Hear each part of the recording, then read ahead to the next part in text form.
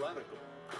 Fundamental principles of freedom, rational self-interest, and individual rights. This is the Yaron Brook Show. All right, everybody. Welcome to Yaron Brook Show on this Sunday, July 27th. Hope everybody's had a fantastic weekend, and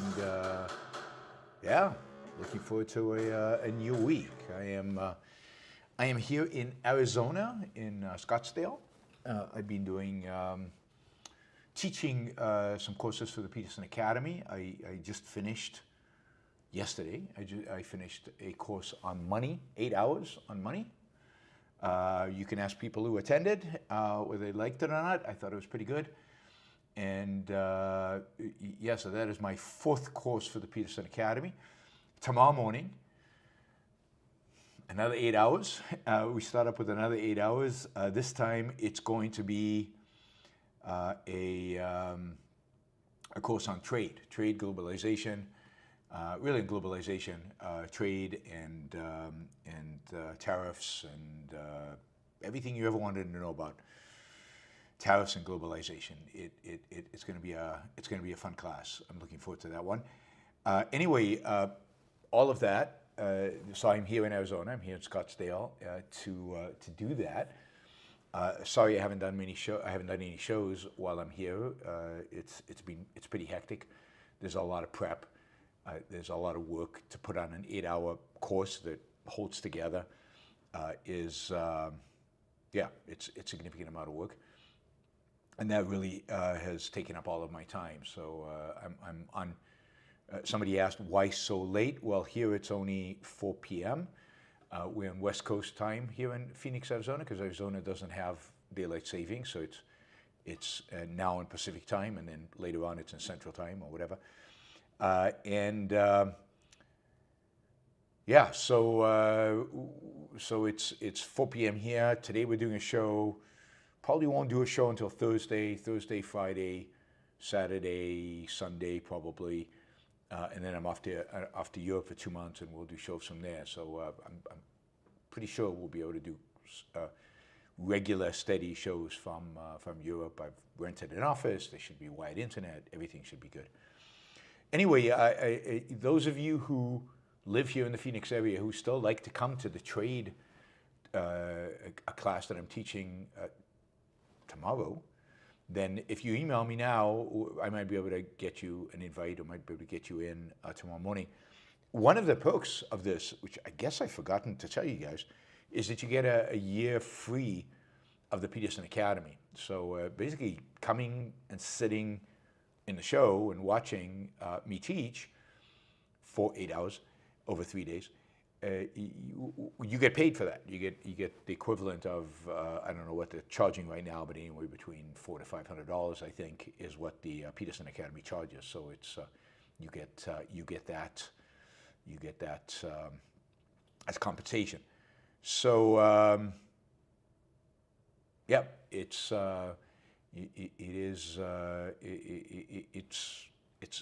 fun to do these courses. It's a lot of work. God, much more work than I would have expected. I spent a lot of time prepping for these, but I think they're good. And I think that after this one, we'll have 5 up there. They're not all up yet. They'll be up by the end of the year, I think, all 5. 2 are up there, capitalism and finance, and then we've got corporation, money, and now trade. And that'll be a nice. It'll be a nice group of courses. I'm planning to propose a bunch of others, which I hope they accept, and that ultimately I have a whole series of courses out there. Maybe I'm hoping even maybe something on Ayn Rand. We'll see. We'll see if they'll let me do that.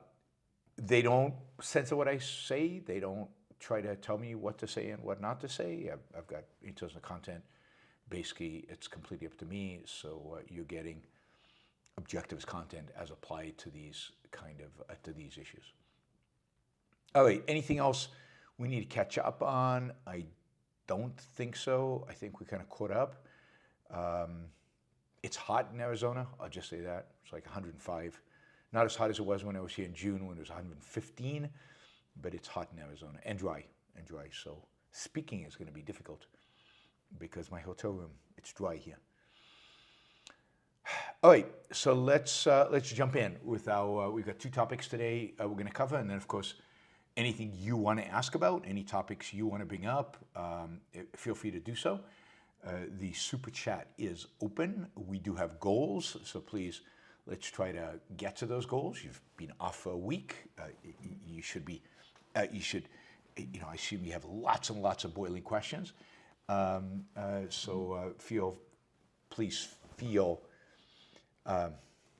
Please consider supporting the show with a super chat or a sticker, but ask questions so we have topics to talk about.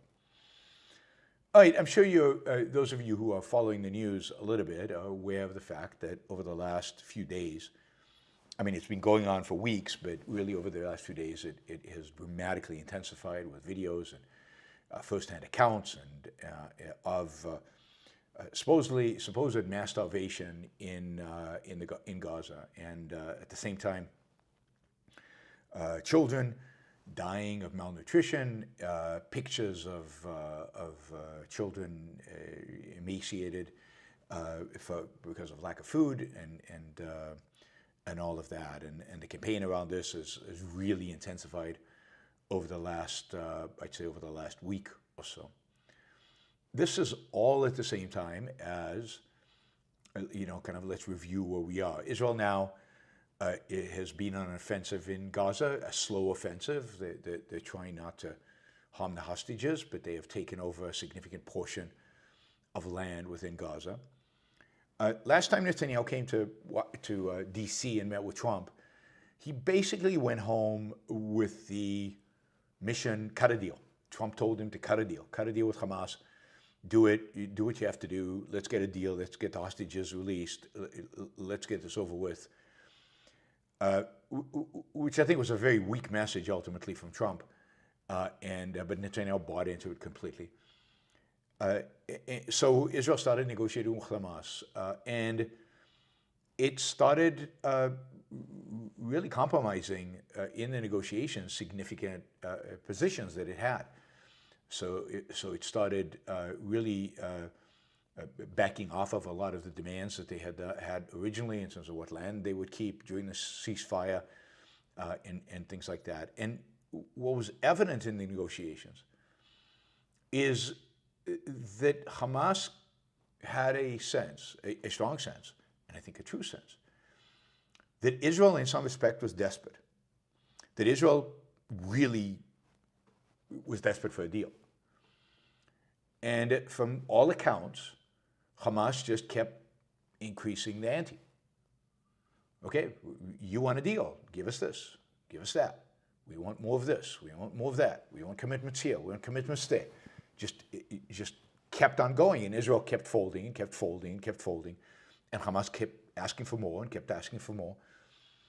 This is what happens when you enter negotiations with a weak hand and with a clear indication that basically the global media presented, and it seemed to be true, that Trump had basically given Netanyahu the assignment to cut a deal, and that Netanyahu had basically accepted that assignment, and given his euphoric success following what happened in Iran, it was time to get this over with and time to move on. And he was riding high, I guess, in the polls, and he felt like he could cut a deal. But the reality is, Hamas doesn't want a deal. Certainly not a deal on any of Israel's terms. Hamas knows that as soon as they give up the hostages, they have no cards. Their weapons stockpiles are very, very thin. They have fewer fighters than they had in the past. They have very little territory that they control. There are other groups among the Palestinians within Gaza that are now armed and ready to challenge Hamas. And so Hamas is very weak from that perspective. The only thing Hamas has going for it, I mean, literally, the only thing Hamas has going for it, well, 2 things. They have 2 things going for it. Well, maybe 3. 3 things they have going for it. One, the one thing they have going for them is they have the hostages. And they know that Israel cares a lot about the hostages. They know that it is a massive priority for the Israeli public and the Israeli government to free those hostages, and that Israel will do almost anything to achieve that. And therefore, Israel has not and is not going full out to eviscerate Hamas and to occupy the entire Gaza Strip, because they're afraid for the fate of the hostages. So that's one thing they have going for them. And they're going to milk that for all they have. They're going to milk it. They're going to use that, and they're not going to give up on it. So they might free some hostages. There's zero motivation for them to free all the hostages. There's just no deal that can be cut with Hamas where they free all the hostages and give up the trump card that they have. The second thing Hamas is going for is their continued ability, because Israel doesn't occupy all the land in Gaza, their continued ability to terrorize the Palestinian people, to terrorize their own people, to kill them, to silence them, to prevent them from gaining food, to take the aid that is supposed to go to the Palestinian people and then sell it to them. Whatever money still exists in the Gaza Strip, is all being funneled towards Hamas, because they're the ones who have the weapons, so they steal it. They steal it by selling their own people the food that is being provided through aid agencies, other than the aid agencies that Israel has sponsored and are being protected by, I guess, private security forces. They can, they can shoot people in these waiting for food. They can blame the Israeli army. And that's the third thing they have going for them. The third thing they have going for them is the West. The West believes everything Hamas says. The West is inclined to accept everything that they put out there. So they kill their own people and they blame it on Israel, and the West reports that Israel killed Palestinians. And it goes on and on and on and on. And they pull out fake pictures of starvation. And look, are people starving in Gaza? Probably. Are children dying of starvation in Gaza? Maybe, I don't know. But is a lot of the videos and the commentary you're seeing fake news? Absolutely. But nobody cares. Everybody is eager to jump on the bandwagon and blame Israel. And of course, the United Nations, a viciously anti-Israel organization, a viciously anti-Semitic organization, is of course at the forefront of blaming Israel for any problems that happen in Gaza. And there's a significant number of people around the world, innocently or not, who believe the UN. I mean, it's an independent organization. It's supposed to be an objective arbiter of what's going on in Gaza. So people who don't know much about what's going on believe them.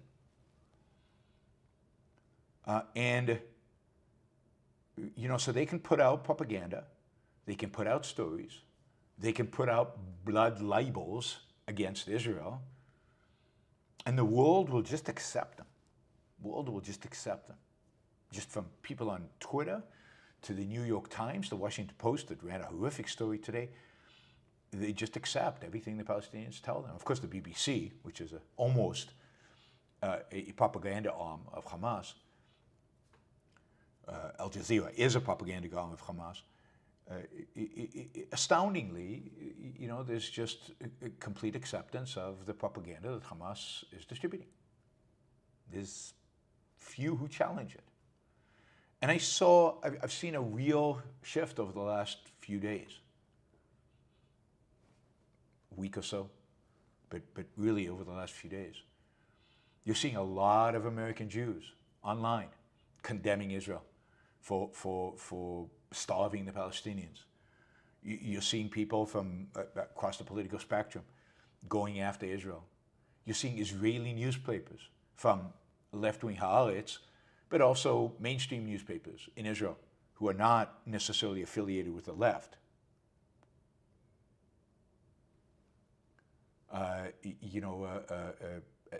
attacking Israel.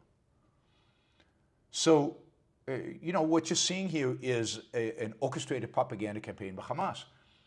And, Israel a few days ago, about a week ago, basically said, we can't go any further with Hamas. They've rejected every proposal we've made. We've compromised, and they keep shifting the terms.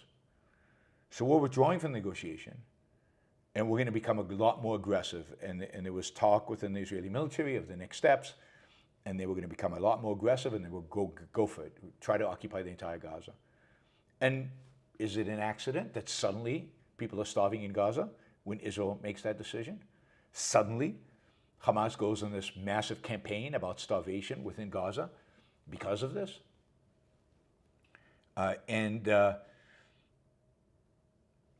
No, of course not. This is a negotiating tactic. Hamas assumes correctly that by doing this, they will put more pressure on Israel to compromise even further. By doing this, they will halt Israel's military push to occupy the rest of Gaza. This is a brilliant PR tactical move by Hamas. And it's working. It's working because Israel's weak. It's working because the West is pathetic. But it's working. And what is happening is that Israel is succumbing. I mean, they keep saying, look, there really isn't starvation in Gaza. But then the rest of the world, and Netanyahu keeps getting phone calls from Macron, who's now declared his support for a Palestinian state, and the German Chancellor and the British, and everybody's calling him up and saying, you better supply humanitarian aid to Gaza, and you better do it now. And he's given in. The only one who's not calling for this is Trump, but pretty much everybody else is. And Netanyahu's given in. So now, every day, there's a 10-hour ceasefire from Israel's side, and they're going to allow for aid in, massive quantities of aid. Today, there's video of parachuting aid from the air all over Gaza. Also announced today was that I think it's the UAE, is funding a project whereby they will start pumping water from Egypt into the Gaza Strip. So Gaza no longer has to rely on Israel for its water, which is pretty pathetic, but has to rely for Israel and its water. And they're going to start building a pipeline into the Gaza Strip from Egypt that will supply the Gazans with water. And, Israel it doesn't look like Israel is set for a significant military campaign into Gaza. I might be wrong. Trump today said, indicated that he would support such a military offensive.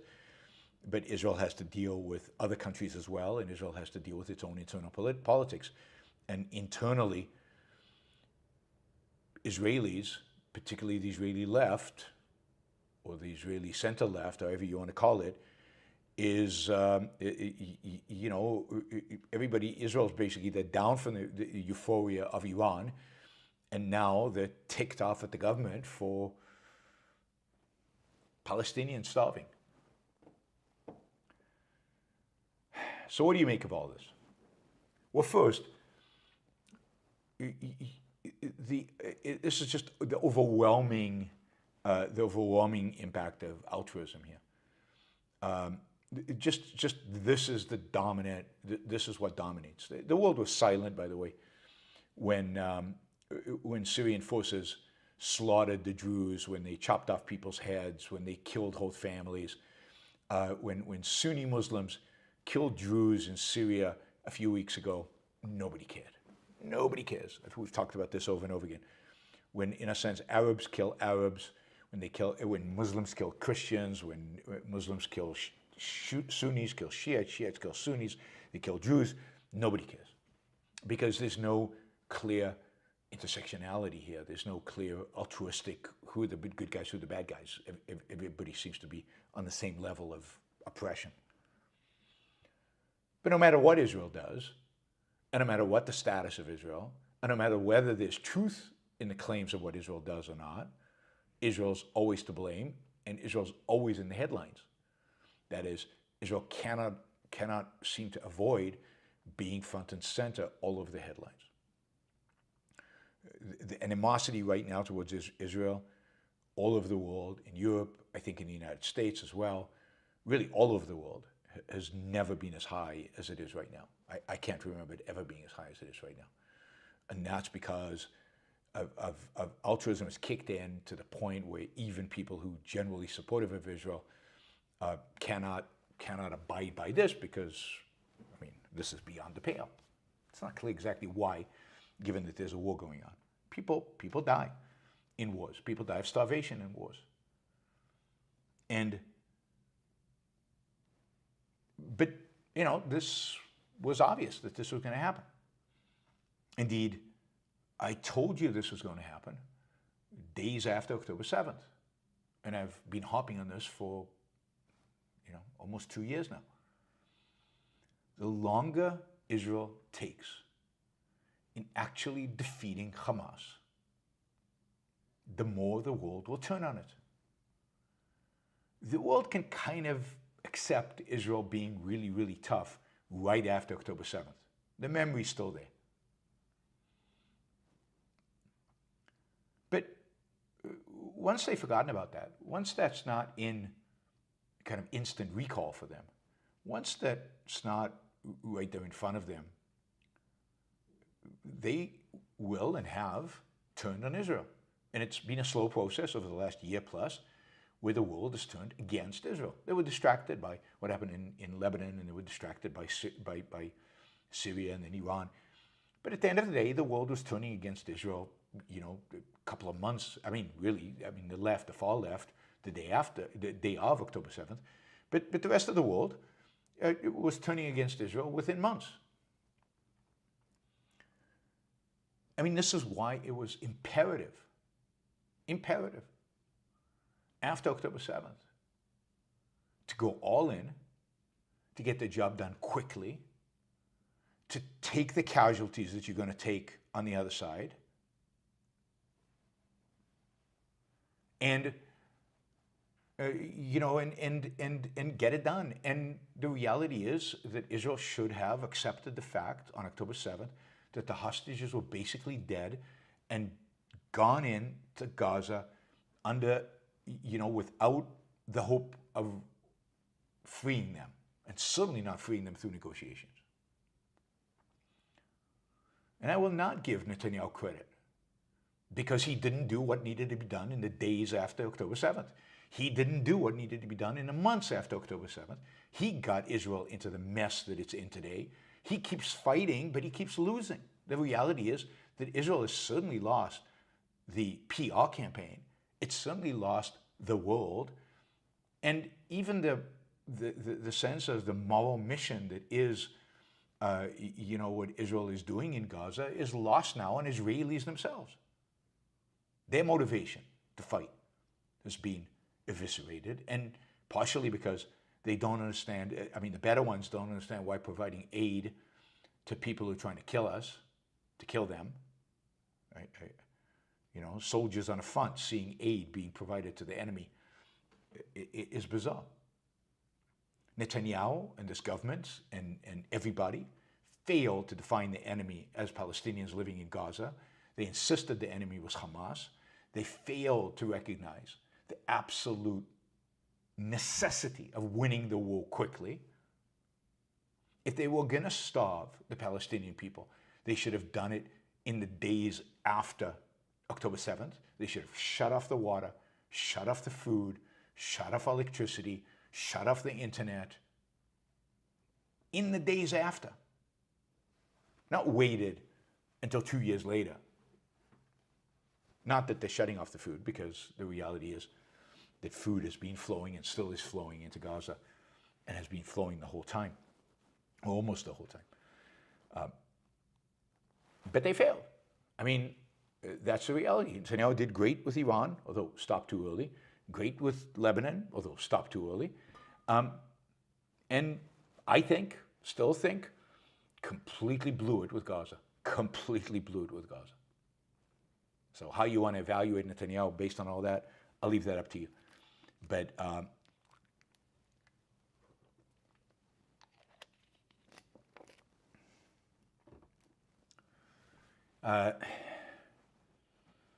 So at this point, I think Israel's, to a large extent, I mean, I don't know what they're going to do exactly. They're going to try and keep on fighting somehow. You know, part of the reason Netanyahu keeps on fighting is his own dynamics internally. The reality is that if Netanyahu stopped fighting tomorrow, if Netanyahu said, okay, we'll cut a deal, or whatever terms Hamas wants, we'll just cut a deal, and stops fighting, the government falls. As it is, the government is teetering, and the government falls because his you know, messianic far-right crazy people will all leave the government. They've already said they would, and it's likely that they actually will. That's it. So he has to keep fighting for his political survival. But there is just no good way out for Israel right now. It's too late to be tough. The world won't accept it. I don't think the Israeli public will accept it. The Israeli public is now conditioned to expect the release of the hostages. They are demanding that Netanyahu do whatever he can to release the hostages. Daily demonstrations. And it's a significant number of the Israelis. It's not some far-left crazy people. It's a significant percentage of the Israeli public holds this.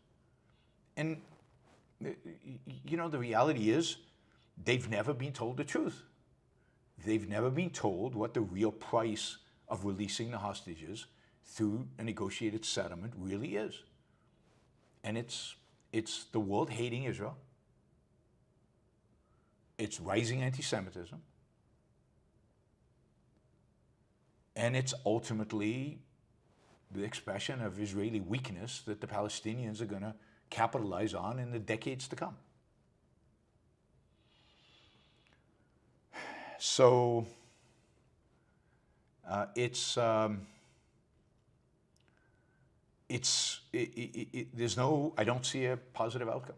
I just don't see it. I don't see how it happens. I mean, I'm on chat groups of pretty smart, intelligent people that generally are pro-Israel, and I see them shifting. I see them tilting on this issue. They can't. Altruism will not allow them to see a starving baby and in the same shot, in a sense, Israelis having a good time, looking healthy and fit on the beaches of Tel Aviv. See, if there's starving babies on both sides, they don't care. I mean, that's a reality. Altruism, you don't care, because they're both dying. They're both pathetic. They're both terrible. But as soon as one is self-interested, then the dying baby becomes much more significant and much more call to action. That's how altruism works. I mean, the important thing about altruism to understand is that it undermines the way we view the good. It undermines the way we view the strong. It undermines the way we view the able. It undermines the way we view the free. Because the real sin in altruism is not helping. You can't help everybody. The real sin in altruism, the ultimate sin, the thing that gets you to the lowest rung in hell, according to altruism, is to be self-interested. Is to pursue your own self-interest. And as soon as that's observed and somebody is deemed suffering, that's it. I don't know how you come back from that. That is the ultimate sin, and Israel's committing the ultimate sin, no question, according to the code of altruism. So again, Israel should have listened to me after October 7th. They should have gone all in then. They should have done what was necessary then. They should have killed whoever needed to be killed then. They needed to occupy the entire Gaza then. They needed to flatten the place then. And there were all kinds of ways in order to, in doing so, that would have still relatively speaking, minimized the civilian casualties if that's a concern. There's a lot of ways they could have done that, and there were proposals on the table, and they didn't do it. And now they're paying the price, because you cannot continue a war like this for 2 years and expect people to continue supporting them, because it's not going to happen. It is not going to happen. Israel's real sin is being strong, competent, rich, able, and actually trying to fight for their own self-interest, self-defense. That's the sin. That's unforgivable. Israel, everybody would have loved Israel if after October 7th they would have rolled up and pretended they were dead and been miserable and sad and pathetic and just it's the fact that Israel stood up and said, we will destroy these people. We will destroy Hamas. And did it, and then did what they did in Lebanon, brilliant, and then did what they did in Iran, brilliant. That is what really pisses people off. Really pisses people off.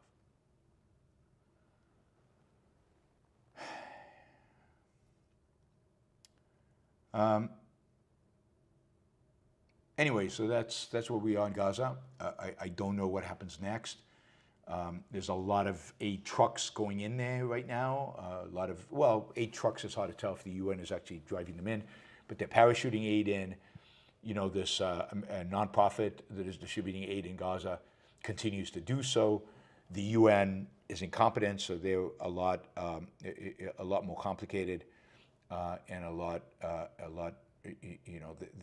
they're a lot less efficient in bringing in aid, but I think they will start driving in large amounts of aid. A lot of that aid that the UN provides will be captured by Hamas, will be then sold by Hamas.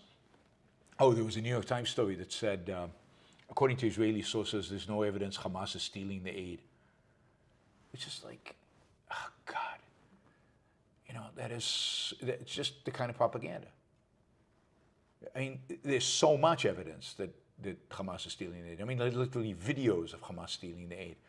And there's Palestinians telling us that Hamas is stealing the aid. Palestinians telling us that the aid is then being sold in the marketplace by Hamas. But people are so gullible. They're so happy when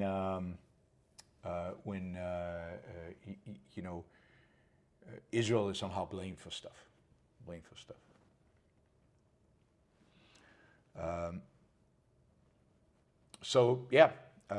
Israel is very close, to winning the ground operation in Gaza, no question. The question is, can they finish it?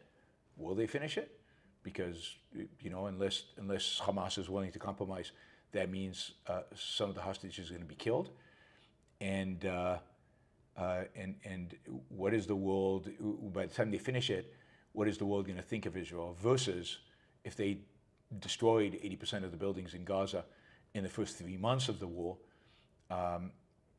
it would be already be done. We'd be over. Gaza would be it. There'd be nothing to talk about.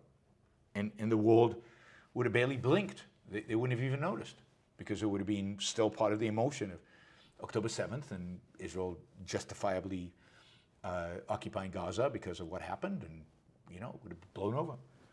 Now it's not going to blow over, but we'll see. All right, let's see. So that's where we are. Hard to tell. Again, Israel has been very close to victory. This is the third time, I think. I mean, other time they've retreated. And by the way, the deal on the table in Doha, which Israel agreed to and Hamas didn't, involved Israel retreating from most of the land they had occupied, including the Netzarim corridor, which they've retreated now twice already from, and were ready to retreat again. So, I mean, you can't win wars like this, not really, and certainly not not in the long run. Nobody seems to learn from all the American failures at trying to win wars like this. And Israel should have known better. It was warned by, not just by me, but by many others, that this was not the way to win the war. But it is what it is. We'll see what happens. Hopefully, I mean, the only thing going for Israel is how weak Hamas is. And the fact is, Israel has done a good job at basically isolating Hamas. That is, the Iranians, they're very difficult for the Iranians to support Hamas. They don't have a direct link. The Hezbollah is finished. Syria is no longer an Iranian stronghold. Iran is weak. The Houthis, I guess the Houthis are still around, but they don't have much of an impact one way or the other. And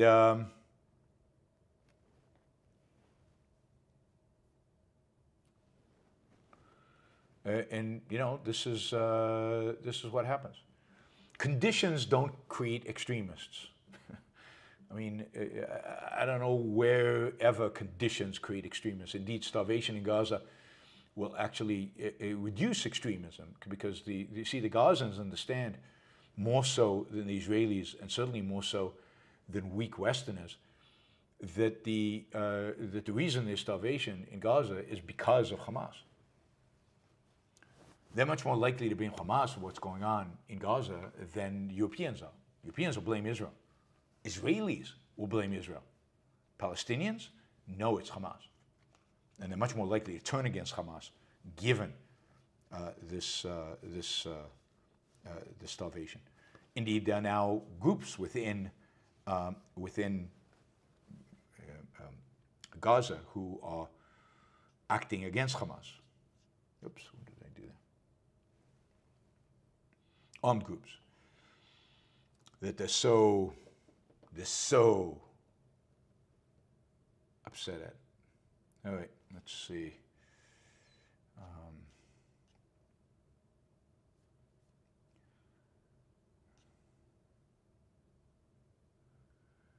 All right, let me remind everybody we have targets. I have a lot of questions, but a lot of them are $2, $5, $10 questions. So please, if you've got a question now, please make it a $20 question so we can chip away a little bit at the goals.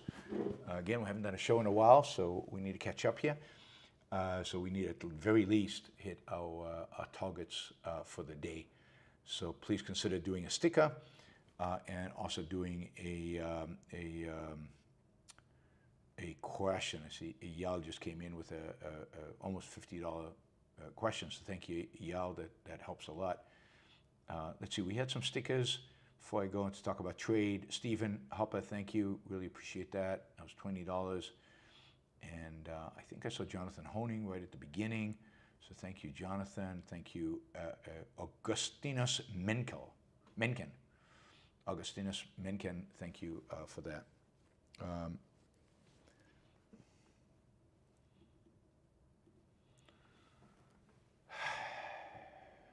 You know, in these things, timing matters. When you do what you do matters. So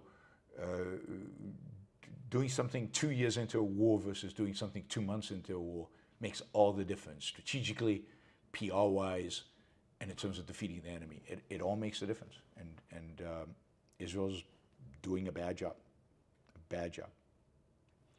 All right, let me see. What did I want to ask? I wanted, yeah, let's shift to talking about trade. So Trump announced today a new trade deal with Europe.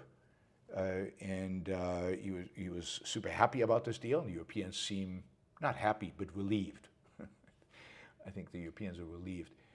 I mean, Trump views it as a victory that you and me, and those of us in America at least, not the Europeans, those of us in America are now going to be paying a 15% tax on anything we buy from Europe or that has a European component. Maybe it won't be 15, it'll be something else, but we'll be paying, Americans will now be paying a 15% tax on all imports from Europe. Trump views this as some kind of victory. It's not clear exactly what tariffs are going to be from the US to Europe. The Europeans are saying it's kind of 0 for 0. That is, there will be some products that America taxes at 0 and they will tax at 0. But it's not clear what those goods are going to be and how many are they going to be and over what period of time. Notice that all the trade deals that Trump has done so far, including the one with the UK, which I think was the first, none of them are in writing yet. They're all kind of, we have bits and pieces of what they might be. But the reality is that we Americans are going to be paying a tax on everything we import from pretty much every country in the world. Really from every country in the world. I don't think any country got a 0 tariff into the United States.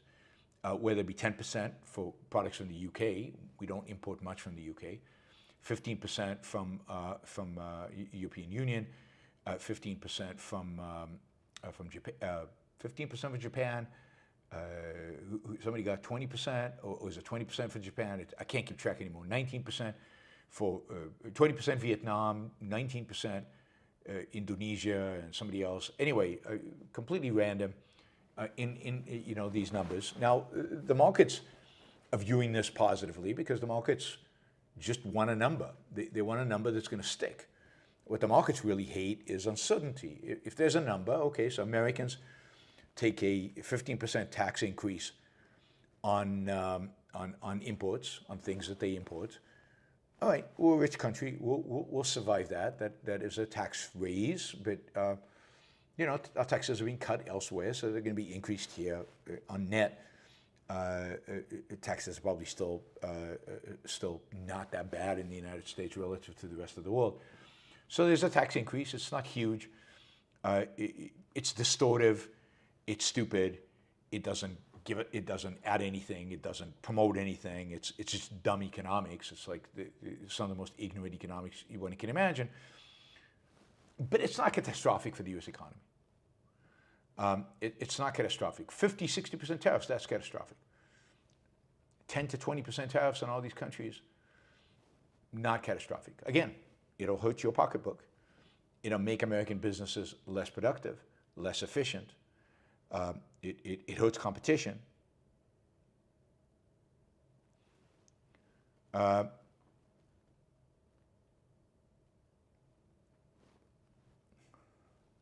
It is a real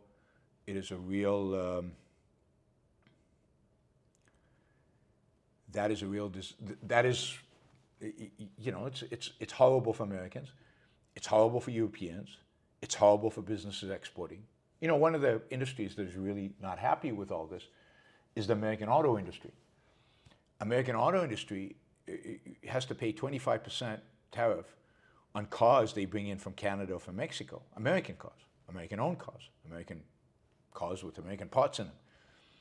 And yet, you can now import cars from Japan and cars from Europe at 15% tariffs. So actually, American companies are paying a higher tariff than Japanese and Germans. Again, makes no sense, but why would anybody expect it to make sense? You'd expect to make sense from somebody who is as ignorant of economics and any kind of economic principles as Donald Trump is. So,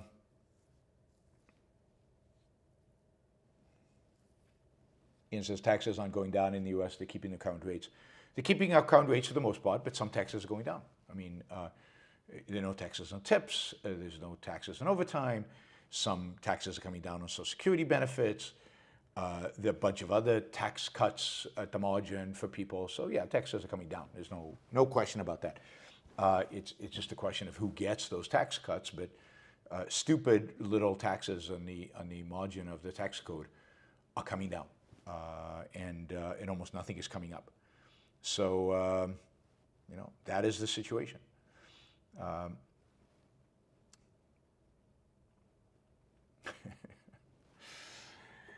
Yes.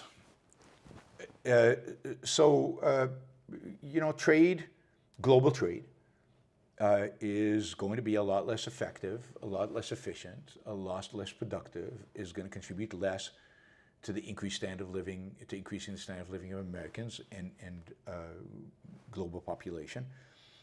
As I'll be discussing in my course on trade starting tomorrow, trade is an unequivocal good. There's just no negatives to trade. It's not like, yeah, there's some bad stuff that happens because there's no bad stuff that happens because of trade. Trade is an unmitigated good. And, global trade is an unmitigated good. And tariffs are an unmitigated evil. There's just nothing good about them in the world in which we live. And so, we are doing damage to our own economy. We're doing damage to our own quality of life and standard of living for absolutely no reason. Absolutely no reason. So, unforced errors left and right. And these trade deals that he's announcing, basically, our tariffs on Europe before Trump took office were less than 5%, and now they're 15%. So it's a massive tax increase on that part of your consumption. But again, it's not big enough to cause real economic damage, and that's why stock markets are actually going up, because what these trade deals, they haven't been signed, but what these trade deals suggest is an end to the uncertainty. We at least know what it's going to be. We cannot plan. One of the things the markets hate the most, one of the things the businesses hate the most, is uncertainty. And this is reducing uncertainty, and therefore, and it's reducing uncertainty, and the tariffs are not as high as a lot of people were afraid they would be. They're not as high as a lot of people thought they would be, given Liberation Day rhetoric, right? So we're going to see what these taxes / tariffs look like once the deals are actually written up and signed and finalized. The two big countries now that are waiting for trade deals, are Mexico and Canada. They are, in terms of single countries, our biggest trading partners. The EU as a total is a bigger trading partner, but that's because it's a lot of countries. So Mexico and Canada are next, and then of course China. There's still no deal with China. Tariffs on China are well over 50%. That is devastating for a lot of small businesses in the U.S.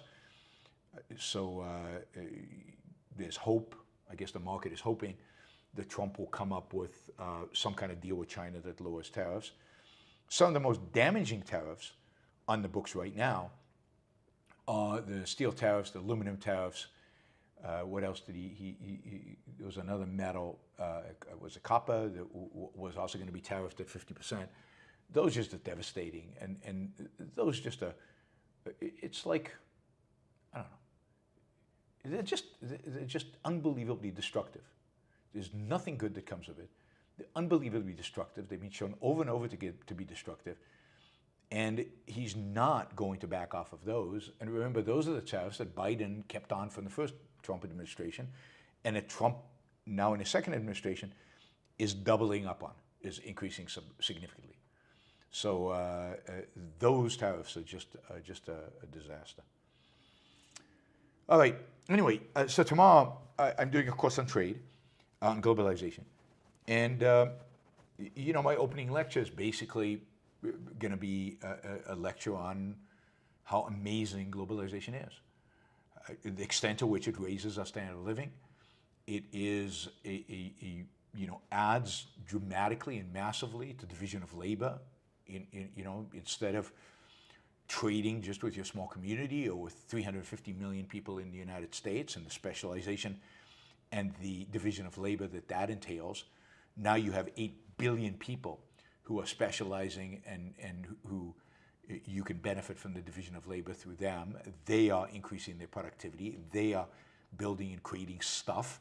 They are thinking, producing, making, and then you get to trade with them. And the benefits of that are astronomical. If you want to get a sense of that, a simple sense of that is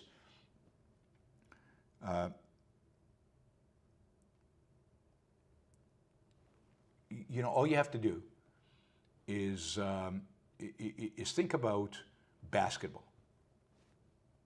Basketball. Why does LeBron James make so much more money than Michael Jordan ever did? Right? If Michael Jordan is the GOAT, then why didn't he make more money than LeBron James? And at the end of the day, the story is very simple. That in the LeBron James era, basketball is a global sport. Basketball is generating, the NBA is generating revenue from a global audience. It's not just the 350 million Americans who are paying, in a sense, to watch Michael Jordan. Now it's billions of people around the world who are paying to watch LeBron James. And just because it's so many more people, LeBron James can make so much more money. Now, that is also true of why American CEOs make so much more money now than they did 40 years ago. It's why American companies are so much more profitable today, or so much more valuable, if you look at their market cap, than they were 40 years ago. Today, Apple doesn't just sell into an American market or into an American and Western European market. The wall came down, China got liberalized, India became a little wealthier, and today Apple can sell into a massive global market and make a fortune. Now, those are just simple, straightforward examples. And there are gazillions of examples like that because it affects every single one of us. For every single one of us, whatever it is that we do, we now have a global market for that. And, I have a global market. We have a bunch of listeners here, certainly from Europe, all over Europe, but even from Asia. We have people listening in Asia and Australia and all over the place because the market is global. And they can go onto YouTube, watch, but they can also do a super chat from anywhere in the world. That's globalization of finance, that's a globalization of the internet, that's globalization. I mean, culturally, globalization has dramatically improved the rest of the world. It's improved certain aspects of America.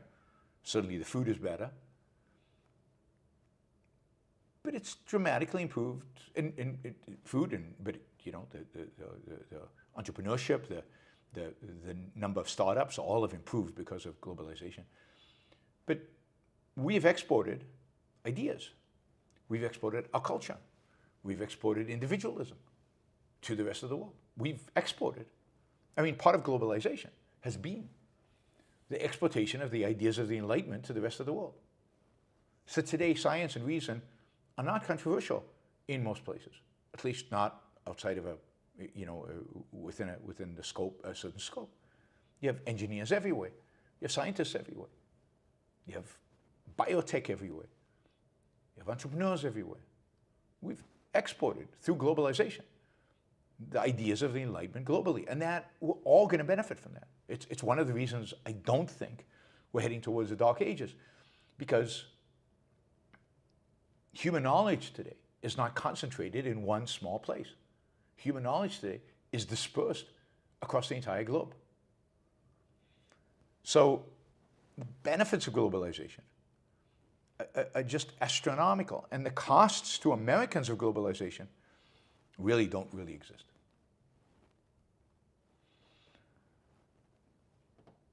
All right. So that was I'll be talking 8 hours on that at the Peterson Academy. Hopefully some of you will subscribe to Peterson Academy ultimately and get to watch it all. By the end of the year, I hope I'll have 5 courses up there, and hopefully you'll see value in checking them out. All right. I'll just comment on this from the chat, even though he's not doing a super chat. Conditions don't make extremism. Ideas make extremism. Hassan al-Banna, who was the founder of the Muslim Brotherhood, was not motivated by conditions. He was motivated by an ideology. Osama bin Laden was rich, always was rich. Born in a rich family, educated, an engineer.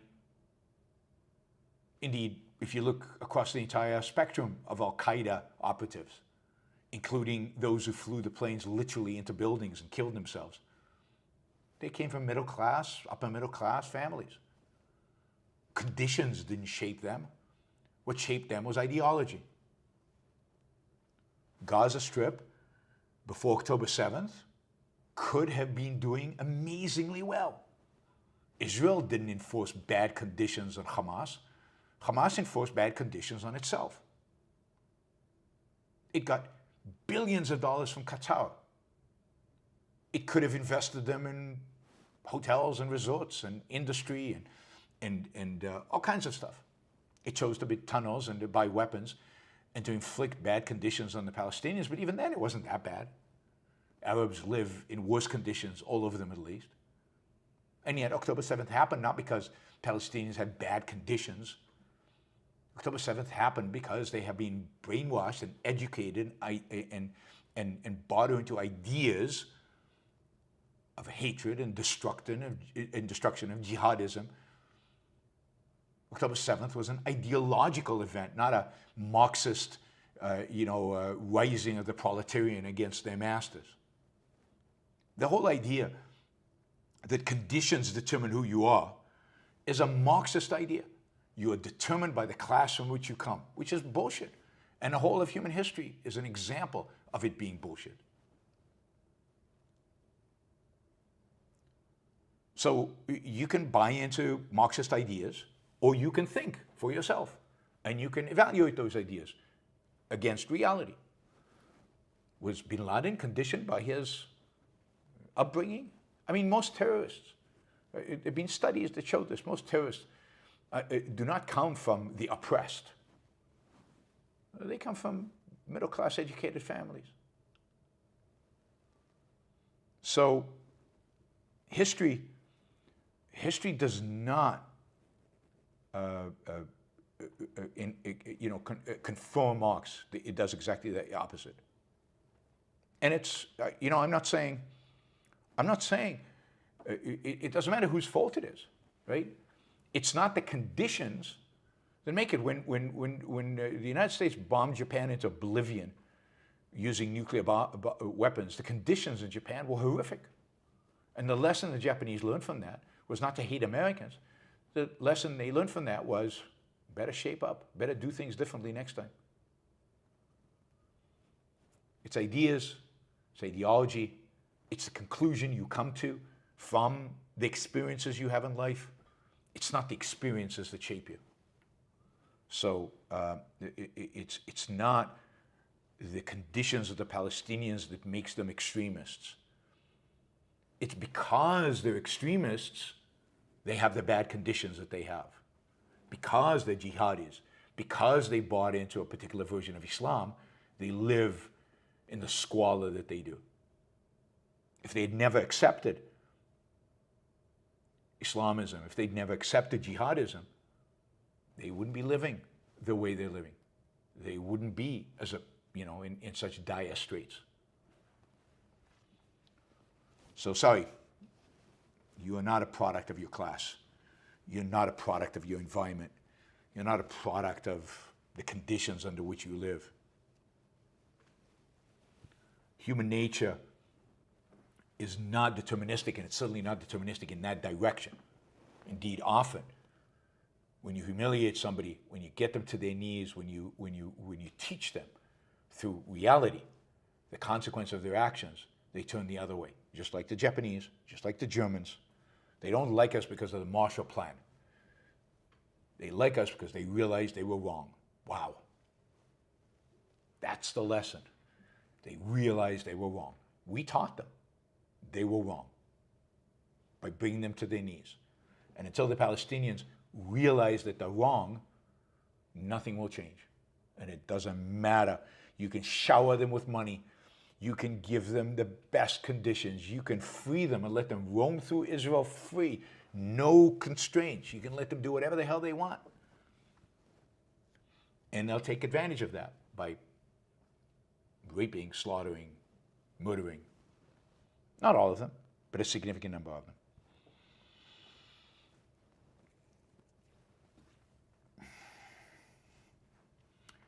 Anyway, Palestinians had lots of ways to express themselves. They didn't have to use violence. They could have built a beautiful society in Gaza. They could have done a lot of things. They could have turned their fury against Hamas instead of against Israel. They could have taken all that Qatari money and created a Hong Kong of the the Mediterranean on the shores of Gaza. They could have done a million different things. They chose among the various options that they had, and they had many options. They chose to funnel their frustration, they funnel their resources, to funnel the money, to funnel their life in a direction of hatred. And that is something Palestinians have done since Jews showed up in Palestine in the late 19th century, early 20th century.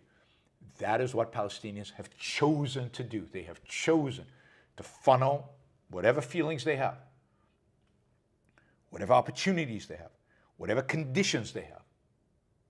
They have chosen to funnel them against Israel, against the Jews initially, and against Israel ultimately. So, you say they didn't have freedom, but you don't know anything about the history. In the 1980s, they had as much freedom as pretty much, they certainly had more freedom than anybody in the Arab world. And they could go to Israel any time, any place. They could do whatever they wanted. They were, there was very few limitations on them. And then they chose to do things that required Israel take those freedoms away from them. All right. That is enough of that. All right. We really do need to make our targets, guys. So if you can help at all, if you have the means, the ability to help at all, I'd really, really appreciate it. We are $175 short of our second hour goal, and we're into the second hour now.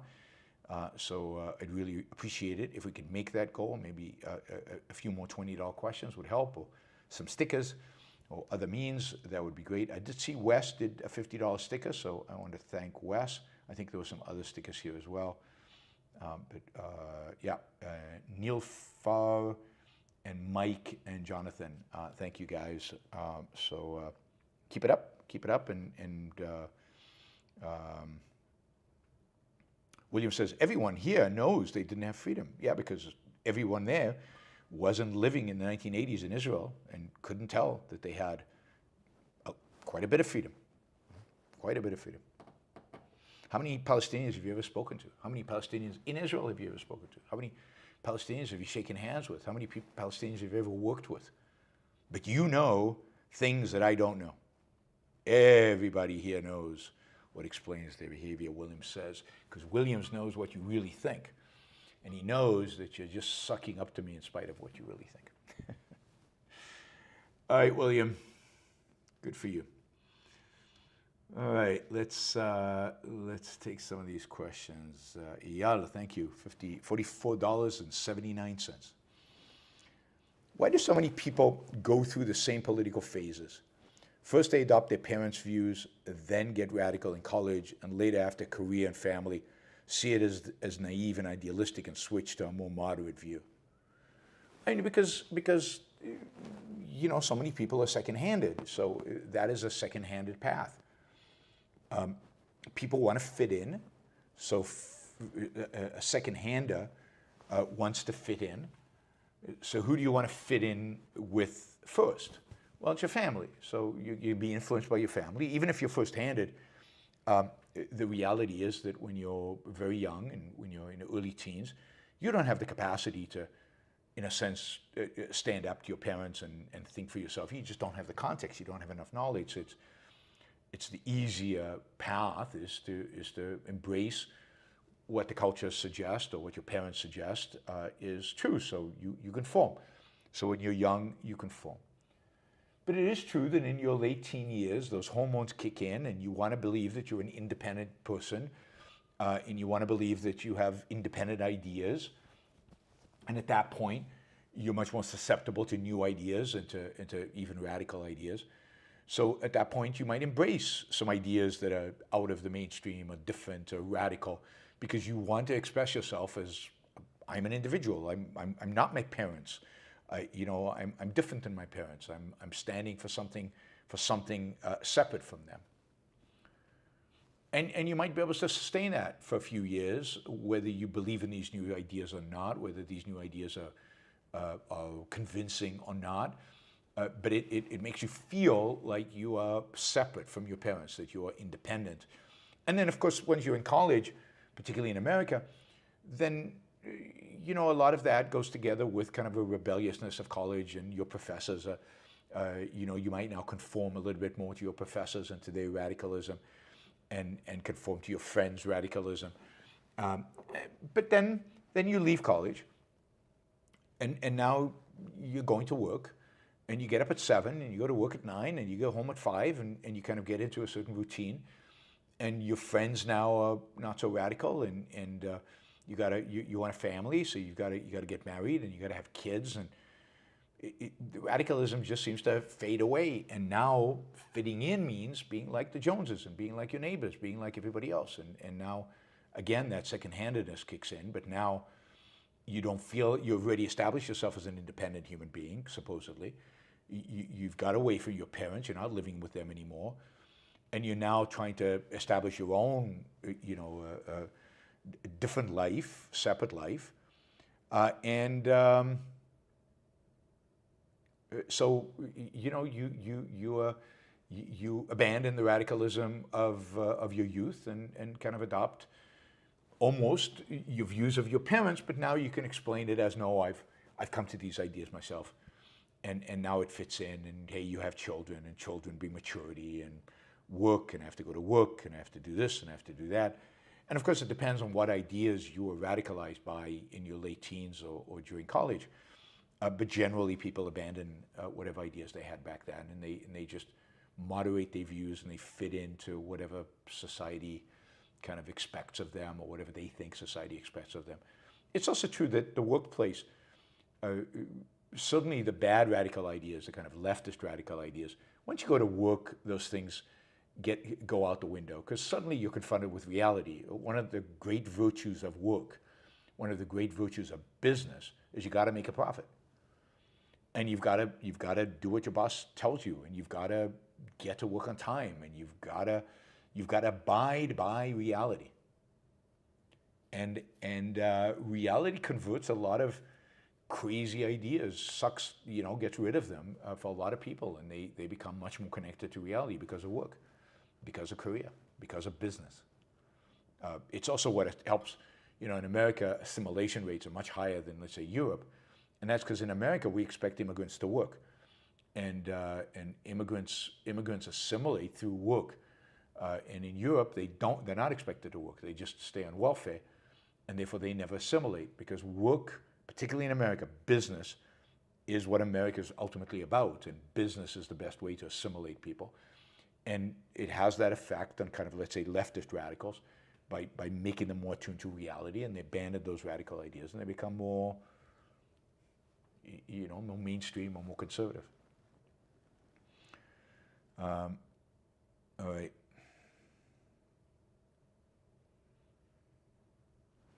Let's see. Thanks, Eyal. Good question. Hopefully that was a satisfactory answer. If not, then you can ask differently again. All right, remind everybody, questions are welcome. Questions is how you shape the show. You can get me to talk about anything you want me to talk about. Just ask it in the super chat, and I will cover it, just like I did with Eyal, and I'm about to do with some other questions. Right now, $20, $50, $100 questions are especially desirable, because we have about $170 to go, and we want to try to make our 2-hour target. Mary Aline, thank you for the sticker. Really appreciate that. And of course, if you don't have a question, you can do what Mary Aline just did, which is just do a sticker and she did $5. If everybody does $5, we're in great shape. All right, Adam. Adam says, Russia grows production of cheap drones with Chinese tech, including AI, fiber, etc. NATO doesn't have any. EU regs prevent R&D in drone and AI tech. Will Putin take advantage of this and invade a NATO member while he is ahead? So, a few things. The EU is behind on this significantly. I don't know how long they'll stay behind. Yes, they've got a lot of regulations. We'll see. I think as part of this push to increase defense spending and part of this push to try to increase economic growth in Europe, they're going to deregulate some of that and loosen it up. There was no drone production in Ukraine until the war broke out, and Ukraine now produces huge quantities of drones. My understanding is that the U.S. now has a deal with Ukraine, or supposedly they're negotiating a deal with Ukraine, where Ukraine will supply drones to the United States. They are so good at it now, and they have the capacity to build a lot of them, and I think with some American investment, they can build large factories where they can produce huge quantities of drones.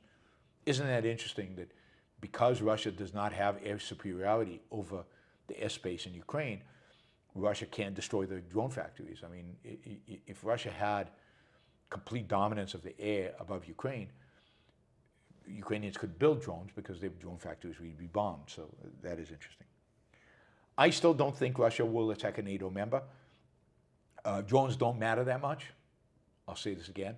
Drones don't matter that much when it comes to NATO, because the reality is that NATO can establish air superiority over Russia. The Iranians have many more drones than Israel does, and it didn't matter because the Israeli Air Force could knock almost all of them down, and the Israeli Air Force could establish air superiority over Iran and destroy their drone manufacturing capabilities. If Russia attacked a NATO country, NATO has many tools to take out all of Russia's drone manufacturing capabilities, even deep into Eastern Russia. NATO also has the capability with F-35s to enter Russia undetected and to attack whatever they want to attack. I mean, what Iran has shown and what Syria showed before that is that the Russian air defense systems are no match, at least the Israeli F-35s, and I'm sure Israel shares that tech with the United States. So the United States has the tech to make their aircraft, F-35s, F-16s, F-15s, F-18s, F-22s, basically capable of flying into Russia and doing what they want in Russian space. The United States also has, NATO has cruise missiles. They could take out the air defense systems, you can't compare, you can't contrast what's going on in Ukraine with the war with NATO. Ukraine has no substantive air force. Ukraine has no ballistic missiles or cruise missiles, not significant numbers of them. Ukraine does not have anywhere near the number of sophisticated weapon systems that the West, that NATO actually has. This is one of the travesties of the Biden administration and now Trump, that they've not supplied advanced weapon systems to the Ukrainians. So no, Russia knows that it doesn't have a chance against NATO. And I don't think it's going to risk it. I mean, I think,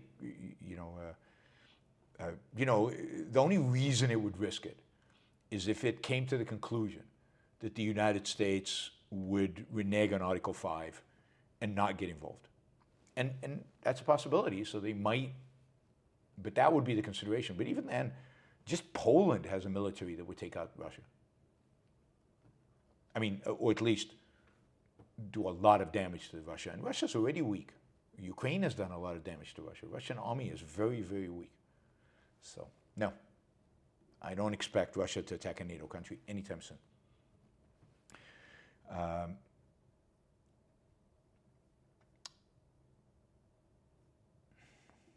Stephen, here's your $20 question, Yaron. Thank you, Stephen. Is it altruistic to pursue a hobby seriously rather than putting more of your energy into work? What factors are there to consider? I mean, the basic factor is, do you perceive your work as your career? And to what extent is your career truly your central value? That is the integrating value in your life. But there are a lot of factors. What stage are you of the career? Are you towards the end? Are you towards the beginning? Have you peaked? Are you beyond the peak? Are you before the peak? To what extent do you enjoy your job? Do you like your work? Is your career fulfilling? Is your career really consistent with all your values? So there's a lot of questions to ask. I mean, the more your career is truly your central value, the more your career is something where you really gain your self-esteem, get your self-esteem, and where you pursue your values and you love it and you enjoy it and you're passionate about it, the more you should be investing in it. But if you're at a point where in your career where it's not really that fulfilling, it's not that really that important, it doesn't serve a central function, and you can't comprehend a switch to another career that could serve all those things, then I think it's completely reasonable, it's not altruistic, to think about devoting your energy to something different, some of your energy at least, to something different that you love.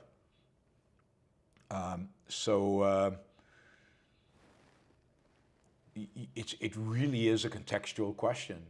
It's going to depend on a lot of factors that you have to put together. If you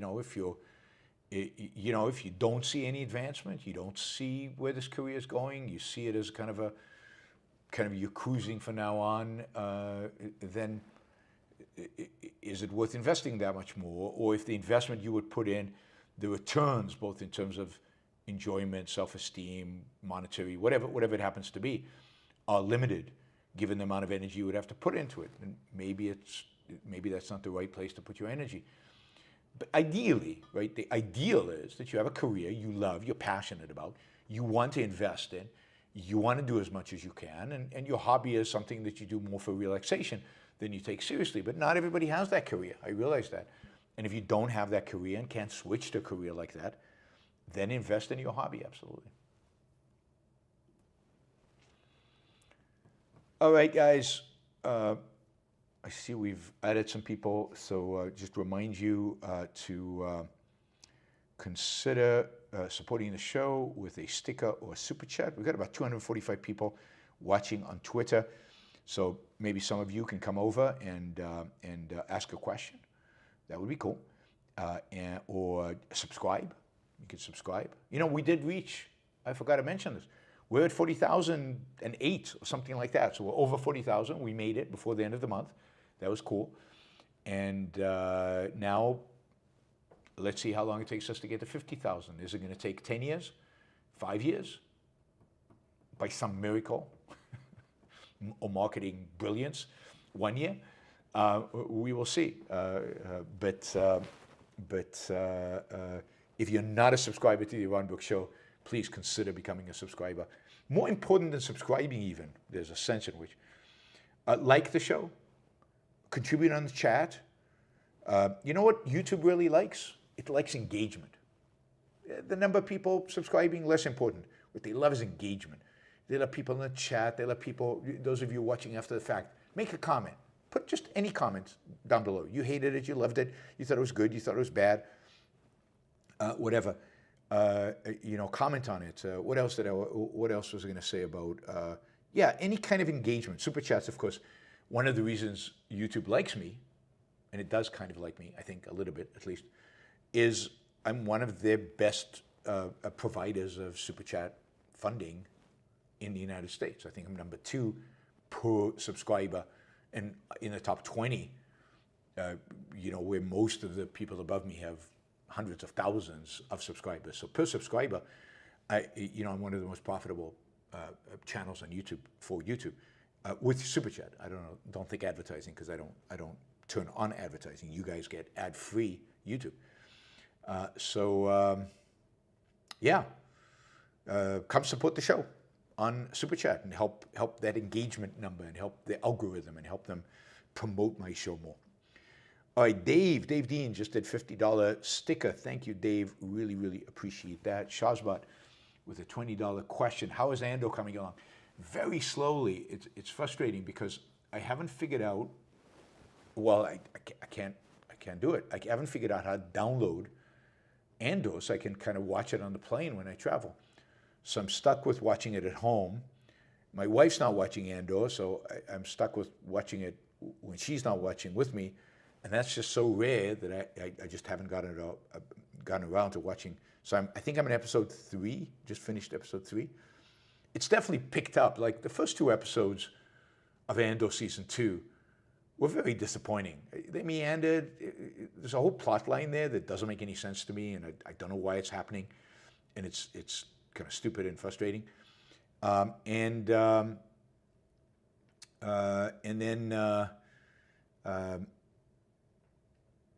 then episode 3 seems to pick up a little bit and actually get back to a real plot that's interesting and worthwhile watching. So I'll keep watching it. I'll find the time. Thanks, Shazbot. Really appreciate the support. Ron, also €20. Thank you, Ron. I do have questions, but a bit sleepy right now to think of them. Really late here in France. But do support the show. Thank you, Ron. I really appreciate that. Why don't you make sure to come on board when the show is earlier? Now, soon, starting next week, really, a week from today, I'll be in Portugal.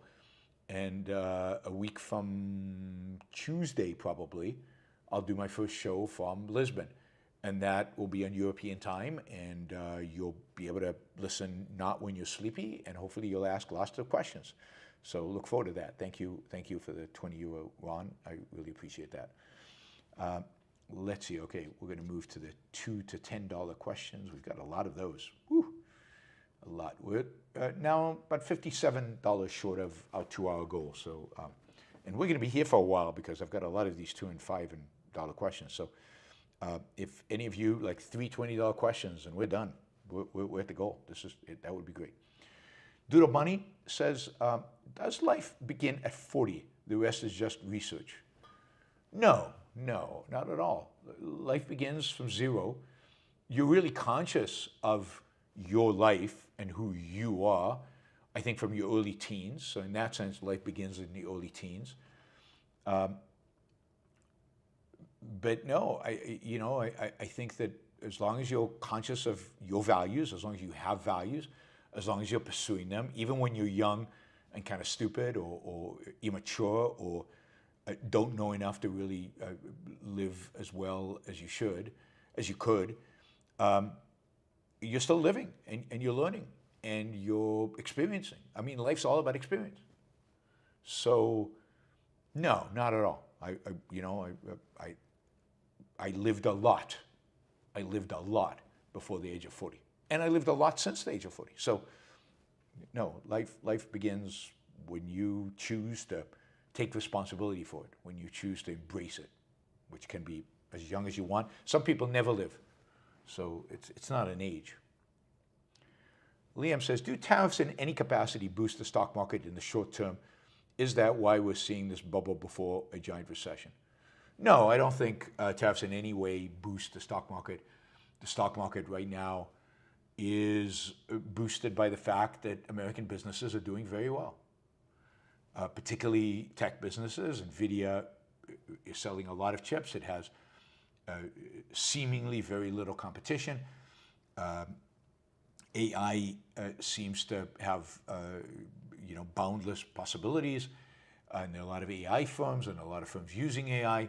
Productivity is going up. I think your confidence in a giant recession is overstated. I don't think it's obvious that we're going to have a giant recession. I think there's a lot of confidence in the market. People are confident in American business and its success. I mean, we saw some of the big banks report earnings last week, were not bad. We're seeing tech companies report earnings that are very good. The stock market's up for fundamental reasons. Now, it could be that it's overblown, that it's bubbly because there's a lot of craziness in crypto. I think crypto is where you definitely have a bubble with treasury crypto companies selling for double the holding of crypto that they have. But even that is slowly correcting, so strategy has been going down a little bit recently and still got a while to go, and people are shorting it. There's maybe a bubble in some tech stocks, certainly in crypto, but maybe in other tech stocks, maybe AI. But it's easy to say bubble, but it's hard to identify an actual bubble and actually find ways to make money off of it and actually predict its implosion. I don't know that we're heading towards a great recession. giant recession. And, you know, there's some deregulation going on, which might be good for certain industries. And look, American industry is, if you believed in miracles, you would say miraculous. It's truly amazing how well American industry does in spite of the you know, the conditions, the economic conditions, the uncertainty, the craziness coming out of the Trump administration.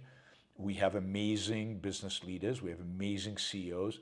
We have amazing engineers. We have amazing logistics people, you know, supply chain people. And the American economy just keeps chugging along because of the atlases carrying it on its back. So don't underestimate the genius of American business.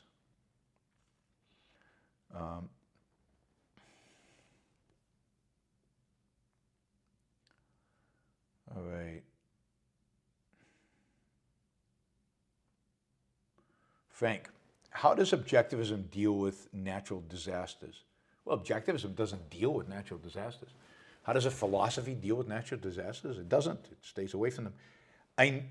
There's nothing in objectivism that says this is how, so I assume what you mean is how a natural disaster is dealt with in a laissez-faire capitalist economy, or when the government is constrained to the protection of individual rights. And the answer there is the government is constrained to the protection of individual rights. So the government's job in a natural disaster is to make sure that rights are not being violated. And if it has resources and ability to help with search and rescue operations and things like that, then it might participate in such, but it doesn't have a role beyond that.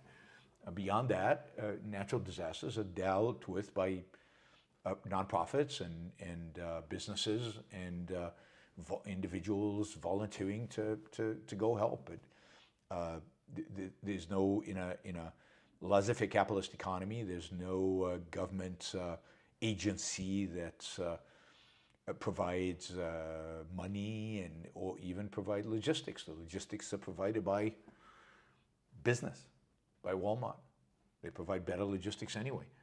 And they might do it on a charity basis, or they might find a way to do it on a for-profit basis. But government has no role other than keeping the peace and maybe providing the kind of resources only they can provide, because they have helicopters and boats and things like that for emergency rescue type operations. Other than that, that's pretty much it. Not your average algorithm. Why don't eval people take all that energy they're expending to undermine others and put it towards making their own lives better? Well, because they're not oriented towards making their own lives better.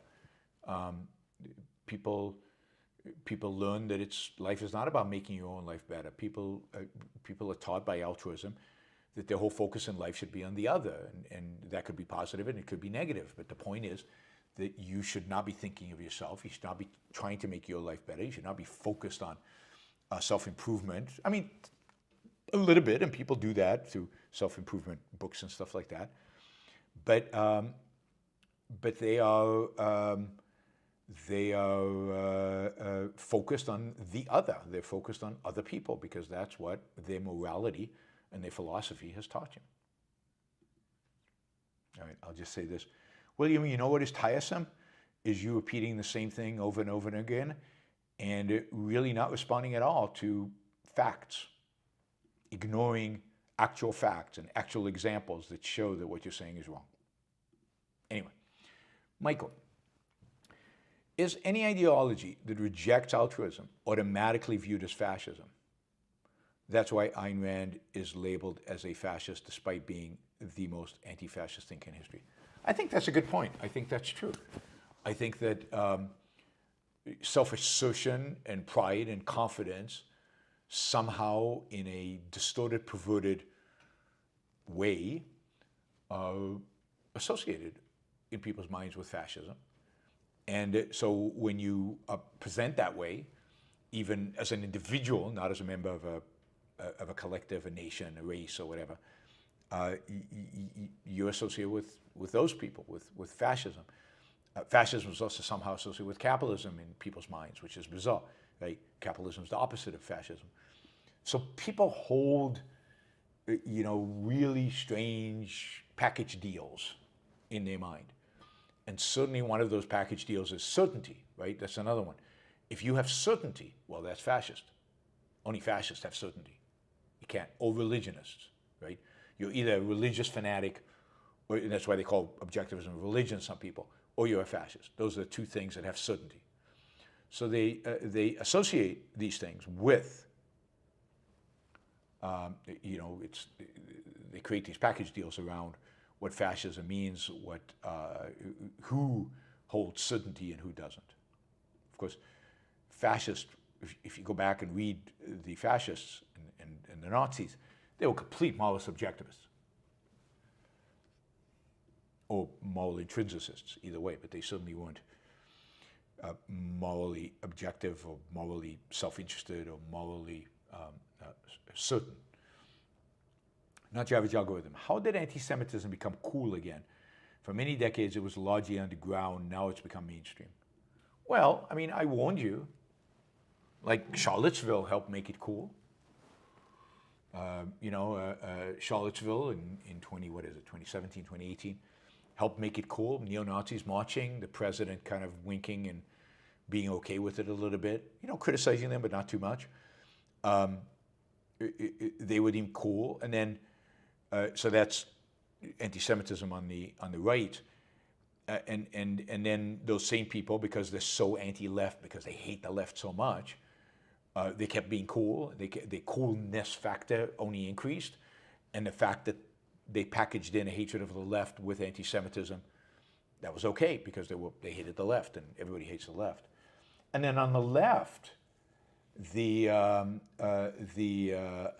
anti-Semitism really, came out of identity politics. It was an obvious, necessary thing to come out. If you are adamant about intersectionality, if what matters to you is the color of people's skin, if what matters to you is how oppressed they have been as a group historically, then obviously at some point you're going to turn on Israel and turn on Jews who are incredibly successful, who, maybe they had a Holocaust a long time ago, but get over it. Look how successful you are today. You must be corrupt. You must have done something horrible. You must have exploited people. You must have been an oppressor if you're this successful. So the far left had to turn on the Jews, and it did very quickly, as soon as they were given Tinder, and that was October 7th. October 7th gave it the spark. But they were already anti-Semitic well before that. It was just, it needed something to trigger its expression. But identity politics necessitates anti-Semitism. Intersectionality necessitates anti-Semitism. So it was just a matter of time before all that came to the forefront. Frank, white settlers have to kill a Palestinian American. I don't know. They probably didn't. Hopefully they sit in jail for the rest of their lives if it was unjustified, if it was not an act of self-defense. But look, the settlers are irrational, theocratic thugs on the Jewish side. And the Israeli government should not excuse what they do. They should prosecute them to the full extent of the law, and I hope they will. Israel in the past has prosecuted settlers who've committed violence, but not consistently. And it depends on the government. But I hope in this case they actually do, and not because he's an American, because he's a human being. They shouldn't have the ability to murder people and get away with it. Nobody should have that ability. So to the extent that Israel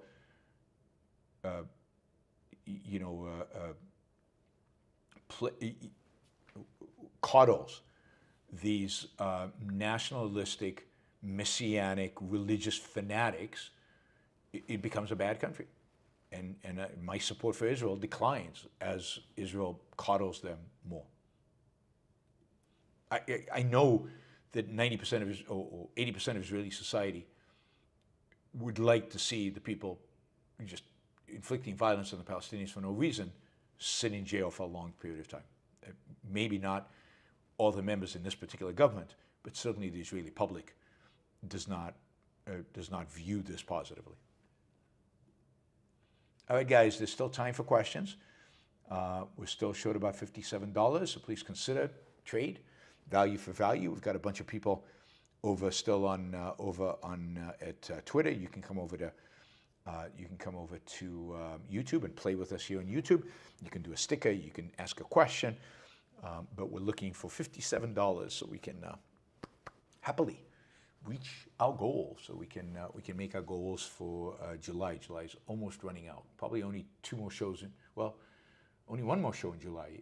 That will be on Thursday. I'm hoping to do a show. So not a lot of opportunities to make our goals. So come on over and help us out. Hopper Campbell, how do we separate Christianity from civilization? Well, you separate it by advocating against it and emphasizing that Christianity is a counter-civilizational force.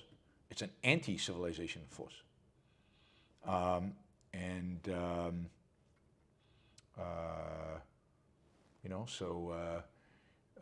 That is how you separate it. You argue for it. You debate it. You make the point. You argue for it.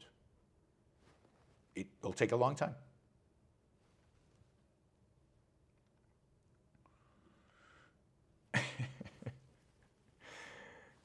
I don't know who this William is, but you know something's off with somebody, and that they're an arrogant SOB when they write things like, if you're engaged in serious introspection, then you know what human nature is, which means you know that William is right and everybody else is wrong.